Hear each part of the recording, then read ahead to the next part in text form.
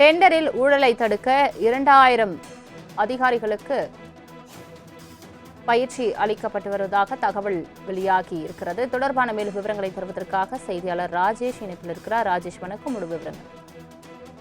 சலோமி, ஊழலை தடுக்க 2000 அதிகாரிகளுக்கு டெண்டர் முறைகள் குறித்து பயிற்சி அளிக்க சென்னை மாநகராட்சி திட்டம் தீட்டியிருப்பதாக தகவல் வெளியாகி இருக்கிறது. ஊழலை கட்டுப்படுத்தும் நோக்கில் முதன்முறையாக சென்னை மாநகராட்சி சார்பில் சுமார் 2000 அதிகாரிகளுக்கு டெண்டர் நடைமுறைகள் குறித்து சிறப்பு பயிற்சி வழங்கப்பட உள்ளதாக தகவல் வெளியாகி இருக்கிறது. குறிப்பாக இந்த பயிற்சியை பொறுத்த வரைக்குமே பிரிவு உதவி பொறியாளர் முதல் தலைமை பொறியாளர் வரை உள்ள அதிகாரிகள் இந்த பயிற்சியில் பங்கேற்க உள்ளனர்.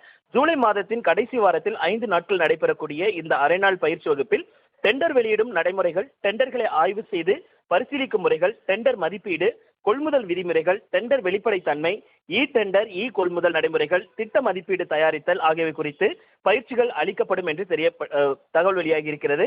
மேலும் பல ஆண்டுகளாகவே முன்கூட்டியே நிர்ணயிக்கப்பட்ட டெண்டர்கள் குறிப்பிட்ட சிலருக்கு மட்டுமே சாதகமான கட்டுப்பாட்டு விதிமுறைகள், குறுகிய கால ஏல வாய்ப்புகள், ஒப்பந்தங்கள் ரத்து செய்யப்படுதல் மற்றும் நடுவர் வழக்குகள் உள்ளிட்டவைகள் தொடர்பாக ஊழல் குற்றச்சாட்டுகள் எழுந்து வந்தன. இதனால் பல்வேறு மாநகராட்சி திட்டங்கள் தாமதம் அடைந்ததாக தகவல் வெளியாகின.